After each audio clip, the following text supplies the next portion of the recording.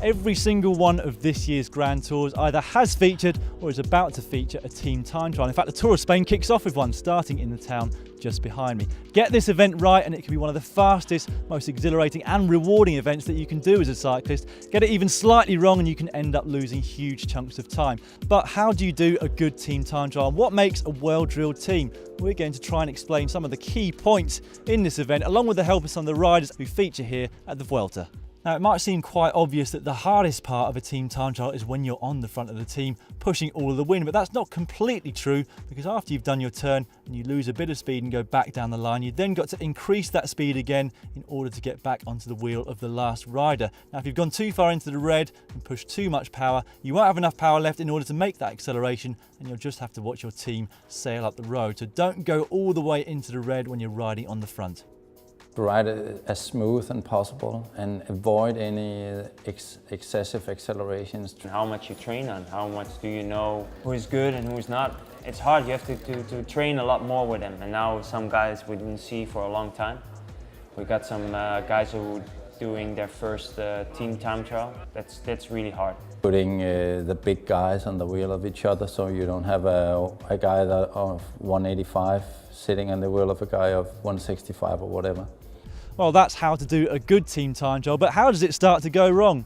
Well, there seemed to be a common theme amongst a couple of the riders that we caught up with. One year in the Tour where I was in front of Fabian Cancellara. One year at Tirreno, I was riding the second guy behind Cancellara.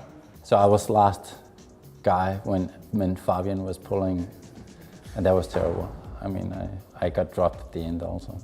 And I became the guy who ride behind Cancellara, riding full, and I was like, you got this massive ass. You think you're out of the wind, but somehow you're full in the wind. Yeah. He's so aerodynamics, but somehow you feel like you're on the front the whole time pushing.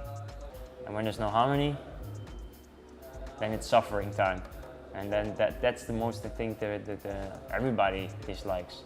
Now, the physiological demands of a team time trial are in fact completely different to that of an individual event. In the latter, what you're trying to do is a steady state power, the maximum that you can sustain for the duration of the event, whereas in a team event, you're actually going over that sustainable power whilst you're on the front. When you get back into the shelter of your teammates, you're trying to recover. But the similarity between the two disciplines is that you don't want to start too fast. If you feel like you're in the red or on your limit after 5 minutes, then the likelihood is that you've done exactly that. And that's particularly relevant in this Vuelta team time trial, because after a very technical start through the town, they quickly hit this climb that you can see behind me, and it actually goes on for quite a long distance around this corner. And if you get the likes of Tony Martin or Fabian Cancellara, two of the strongest time trialists in the bunch, it's very easy for them to put their teammates into the red, because of course on a climb the power between the riders in the wheel and that of the rider on the front is very similar. So you want to be smooth, particularly in this first section. In the long run, that's going to make the quicker time.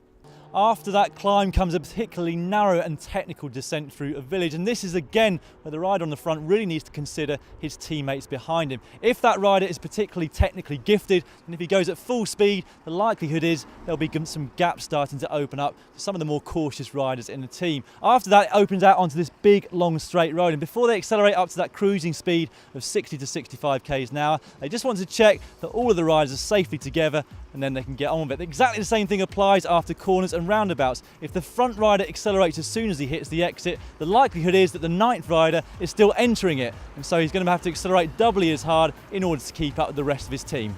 At just over 3 kilometres to go, the riders will go up the last climb of the day. Now, it doesn't look like much in the profile, but actually it is quite hard, and coming where it does in the time trial, I'm sure there's going to be a few people really suffering, and this is where the teams are going to have to be really careful. As with most team time trials, it's the fifth rider across the line whose time will be counted towards the team. So if they're down to 5 or even 6 guys at this point, they're really going to have to look after the last 2, because if they start suffering and get dropped, the rest of the team's going to have to wait, and that is when you can start to lose huge chunks of time. If they do come to the top here all organised, it should be relatively plain sailing towards the finish, because you've got 1k of downhill and then 2k's of flat, and then it's all over.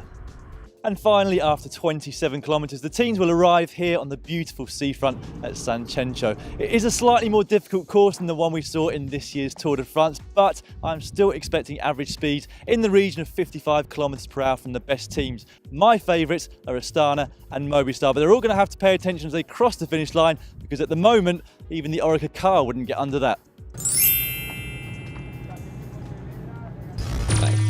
There are a lot of secrets to a good attack, and we lift the lid on the pro tips. For an attack to be effective, you need to create a gap between your back wheel and the group you're leaving.